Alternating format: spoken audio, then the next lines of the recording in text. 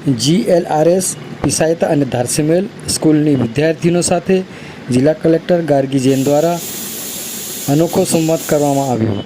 સ્વચ્છતા, શારીરિક તંદુરસ્તી, રોજિંદા જીવનમાં સકારાત્મક વિચારો અપનાવી દેશનું નામ રોશન કરવા જિલ્લા કલેક્ટરશ્રીએ પ્રેરણા આપી હતી।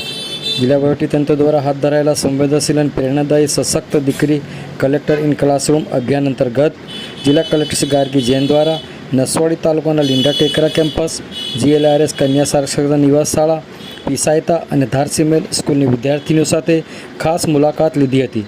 કલેક્ટરશ્રીએ વર્ગખંડમાં દીકરીઓ વચ્ચે બેસીને અત્યંત આદર્શપ્રેસી અને પ્રોત્સાહક સંવાદ સાધ્યો હતો।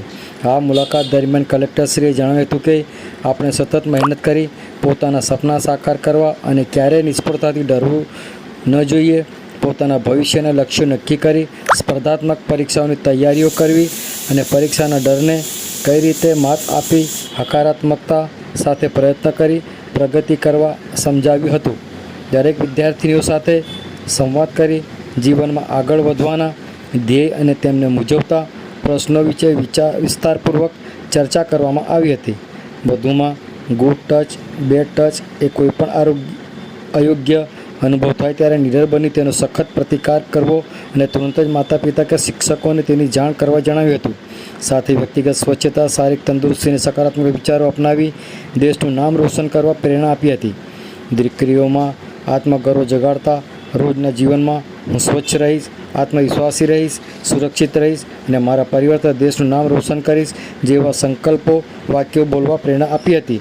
પર્યાવરણ અને શિક્ષણના અનોખા સમન્વય રૂપે કલેક્ટરના હસ્તે હાજર તમામ દીકરીઓને પ્રોત્સાહક ભેટ તરીકે પ્લાન્ટેબલ પેન્સિલ આપવામાં આવી હતી, જેનો ઉપયોગ થયા પછી જમીનમાં વાવવાથી તેઓ છોડ ઉગે છે।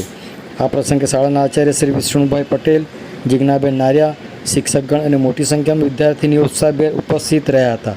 આવો સાંભળીએ આ અંગે જિલ્લા કલેક્ટર ગાર્ગી જૈન શું કહી રહ્યા છે, સાંભળો તેઓના મુખે।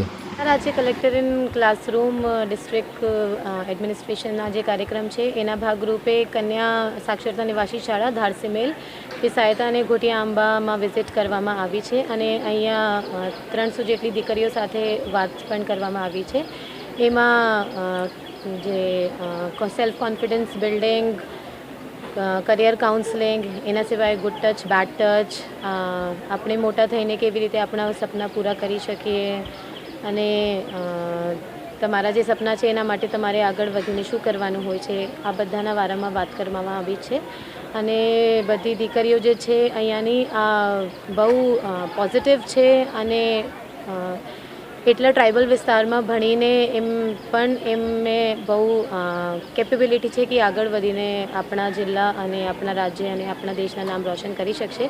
તો અમે બધા પ્રયત્ન કરીએ છીએ કે જે આપણા નસવાડી વિસ્તાર અને છોટાઉદેપુર જિલ્લાના બાળકો છે, દીકરીઓ છે સ્પેશિયલી, આગળ વધીને પોતાના સપના પૂરા કરે એના માટે જિલ્લા વહીવટીતંત્ર કટિબદ્ધ છે।